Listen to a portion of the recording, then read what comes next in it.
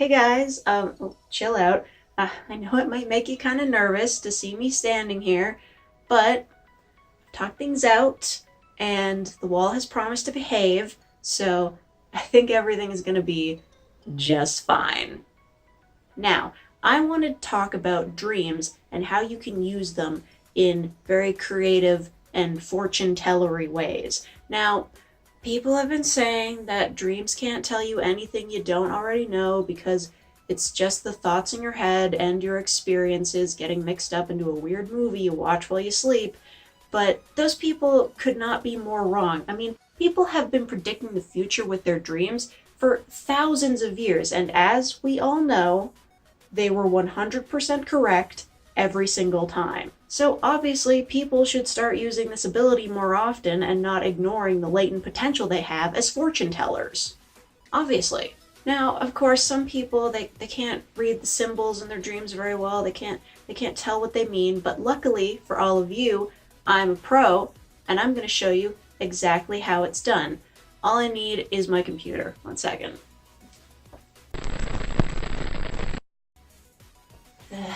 Yeah, I would have liked to use a phone for this, but yeah, unfortunately my phone is the camera, and well, I don't like to talk about what happened to my old phone. Unfortunately, my computer is a bit loud. It takes up a lot of power, but it has to. I mean, how else would it hold all my fan fictions? But I need it so that I can read this Tumblr blog called One Time I Dreamt, and it's basically a blog where people can submit their dreams and they'll get posted onto the blog. And I know that if you've heard the blog, you're probably thinking, "Oh, but those are always the most extreme dreams ever and they're usually made up." Listen, nobody ever lies on the internet. And besides, crazy dreams are actually advantageous here. The fact is, even if the theme of your dream is out there but stays simple, then it's not going to tell us all that much about the future. For example, if you have a dream that you're at work, then unfortunately that probably means you're going to be stuck in a dead end job forever because the real dream here is any millennial actually managing to retire. Or say it's something more specialized, like you're in space in a rocket ship. It just means that when you eventually write your will, you're going to ask for your ashes to be sent up into space because you think it sounds cool and new agey. I mean, I guess I can see the appeal, but I'd much rather have my remains scattered around places that I'd like to be on Earth. Not sure if I'd want to be cremated before then, though. I'd like to make a bigger impact than that.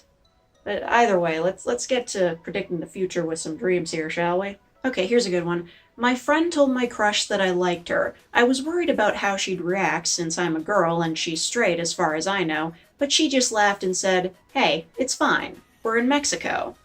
We weren't in Mexico. I think this is a great place to start. Okay, so obviously, as you might have guessed, this dream is a prediction of how this girl's crush is going to react to being told that this girl has a crush on her. So, unfortunately, this is more of like a step-by-step guide because, unfortunately, this kind of future can't come true unless you do everything exactly as it's predicted. So, step one, this girl needs to figure out how to get her crush to Spain. I know that doesn't sound right, but trust me on this. Now, getting the crush to Spain is the hardest part of this equation, and after that happens, it's pretty much all sorted. So she'll get the crush to Spain, and then she'll confess her love to the crush, and the crush will say, "Hey, it's fine. We're in Mexico." But they're not in Mexico. They're in Spain. Turns out the crush is kind of dumb and can't tell the difference between Spain and Mexico because they're both Spanish-speaking nations. But after all that mess is sorted out, the crush will feel the same way, and boom, they're together. They spend many happy years together. But unfortunately, it's not that simple because there is a 23% chance that before she has a chance to confess her love, a really handsome Spaniard will show up and steal the crush's attention away. And then they're going to end up in a crazy love triangle, and two of them are going to die. And at that point, all she can hope is that she's not one of the two that ends up dead. Yeah, I mean, honestly, after having a dream like that, I'd just move on entirely. Some people just aren't worth it. Okay, here's one. A new emoji update came out and everything was the same except they all had anime legs. My friends spammed me with anime-legged peach and eggplant emojis, gift so they looked like they were running, and then I looked up and out of my window and I saw the knife emoji wearing fishnet stockings and I screamed. I think that's pretty straightforward actually. buy stock in Apple, I guess. Oh, I know that one. I was running through a forest in the middle of the night, running away from something, but I didn't know what. As I was doing that, the Grim Reaper appeared out of nowhere and set a bush on fire as I ran past. The bush then caught me on fire, and as I was burning alive, I could hear rushing water, but every time I ran towards the sound, it changed direction, and I started to panic more than I already had been. I woke up sweating and didn't sleep the rest of the night. This one is actually super obvious. Okay, so you know The Sims? Everybody did this in The Sims, right? Where you build a tiny house with like 3 ovens in it just to light it all on fire and see the Grim Reaper show up? Yeah. That's actually going to be an update in the next game. It's not going to come in until like the game's already been out for like 3 months, but if you build a house that's small enough, the Grim Reaper will just show up and set your Sims on fire for you. Okay, oh, there's a good one. I ran away from New York to Canada with Lady Gaga, and we stopped outside of a school, and the only thing I remember is her saying, "If we go to a restaurant, we'll get Canadian accents because only restaurants have." Then she got hit by a bus mid-sentence. So, you're probably all wondering about that thing Lady Gaga said about the Canadian accents, and now I'm gonna get flack for revealing this, but it's Canada's best kept secret that eating poutine gives you a Canadian accent.